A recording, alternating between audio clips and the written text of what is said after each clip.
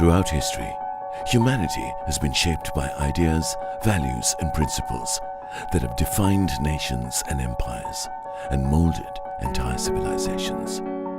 In ancient Sumeria, one of the earliest known civilizations, the Code of Amaji guaranteed the rights of property, instituted social and moral reforms, and eliminated many unpopular restrictions of the state.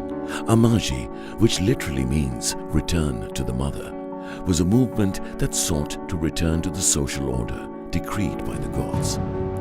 This was an idea that was echoed in the Far East by Lao Tzu, a central figure in Chinese culture and the founder of Taoism.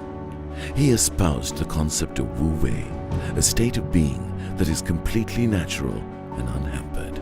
In an era of despotism, he came to incisive conclusion: the greater the restrictions and the prohibitions, the more people are impoverished. The more advanced the weapons of the state, the darker the nation. The birth of Gautam Buddha in Kapilavastu in Nepal saw the Buddhist tradition of karma, the law of cause and effect, based on the practice of moral accountability. It was a rejection of caste-bound differences, giving the same opportunity to reach liberation to all people. The spiritual awakening of Japan is synonymous with its oldest religion, Shinto, or the way of the gods. Its lack of a founding figure binding the doctrine or scripture offered the possibility of experiment and the duty of each individual to work out his or her moral destiny with purity and sincerity as its guiding ethical principles. It laid emphasis on individual liberty and the freedom of conscience.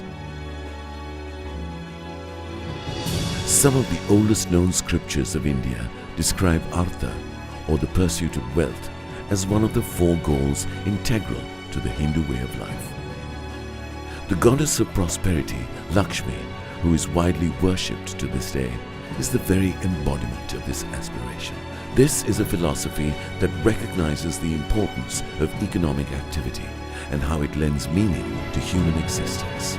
In the ancient trading city of Medina, the Prophet Muhammad is to have famously said, "Prices high or low are in the hands of God."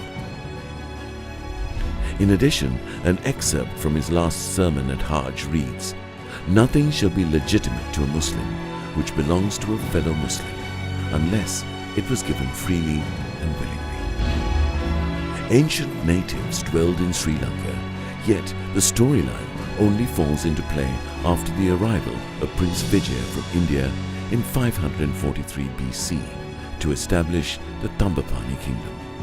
The Pearl of the Indian Seas was a core legion in the Silk Route. Despite being an island in the Indian Ocean and thousands of nautical miles from Europe and Africa, Sri Lanka was known as Serendip to the Romans, Ceylon to the Arabs, and Ceylao to the Dutch and Portuguese. This is the legacy that shaped us. These are the values that drive us to pursue the dream of a free society. Championing this cause are individuals and organizations alike, whose work we celebrate today. Welcome to the Asia Liberty Forum 2019.